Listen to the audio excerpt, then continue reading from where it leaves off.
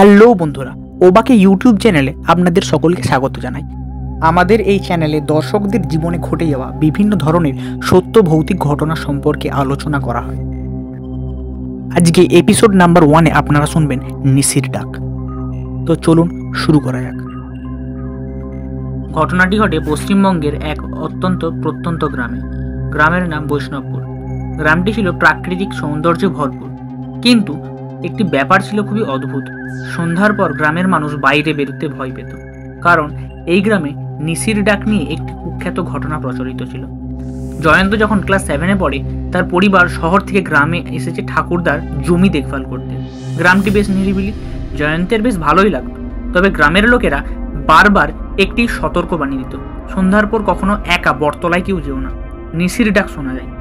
জয়ন্তর এই সব কুসংস্কার বিশ্বাস হতো না। একদিন সন্ধ্যাবেলা জয়ন্ত বন্ধুদের সঙ্গে খেলা করতে বেরোয়। সময়ের খেয়াল থাকে না, রাত হয়ে যায়। বন্ধুরা সবাই নিজেদের বাড়ি ফিরে যায়, আর জয়ন্ত একা পথ ধরে বাড়ি ফিরতে শুরু করে। গ্রামে রাতের বেলা নিস্তব্ধতা নেমে আসে, কেবল ঝিঁঝির পোকার ডাক শোনা যায়। পথে এক জায়গায় এসে জয়ন্ত শুনতে পায় কারোর ডাক, জয়ন্ত এখানে আসো। গলা ছিল মিষ্টি, যেন কারো খুব চেনা। জয়ন্ত পিছন ফিরে তাকায়, কিন্তু কাউকে দেখতে পায় না। কিছুক্ষণ এগোতেই আবার একই গলা শুনতে পাই জয়ন্ত। এবার দেখতে পাই একটি সাদা শাড়ি পরা মেয়ে। মেয়েটির মুখতে ধোঁয়াটে লাগছিল, তবে সে হাত নাড়ছিল। মেয়েটি বলে, আমার সঙ্গে চল, তোমাকে কিছু দেখাবো।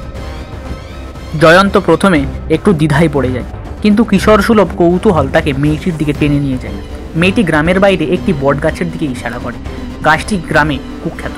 জয়ন্ত একদম কাছে গিয়ে দেখে গাছের ডালে একটি দড়ি ঝুলছে। হঠাৎ সে অনুভব করে তার পেছনে কেউ দাঁড়িয়ে রয়েছে।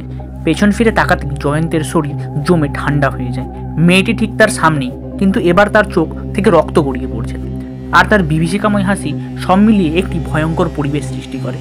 জয়ন্ত আতঙ্কে চিৎকার করতে পারে না। ঠিক তখনই গাছের নিচে মাটি থেকে যেন কোনো একটা কালো ছায়া উঠে আসে।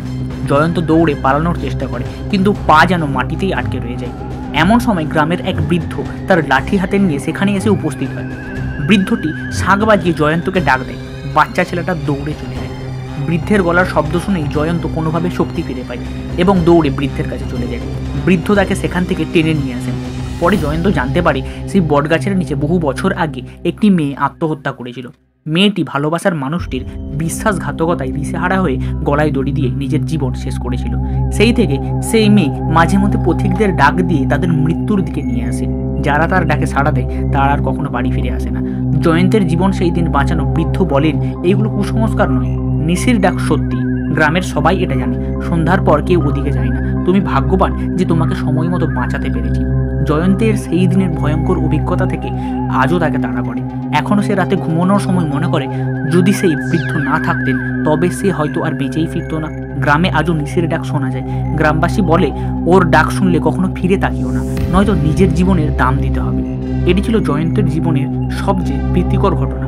আর বৈষ্ণবপুরের বটগাছটিও আজও গ্রামের এক অলঙ্ঘনীয় রহস্য হয়ে রয়ে গেছে। এই রকম আরও সত্য ভৌতিক ঘটনা শুনতে গেলে আমাদের এই ওবাকে ইউটিউব চ্যানেলটিকে সাবস্ক্রাইব করুন।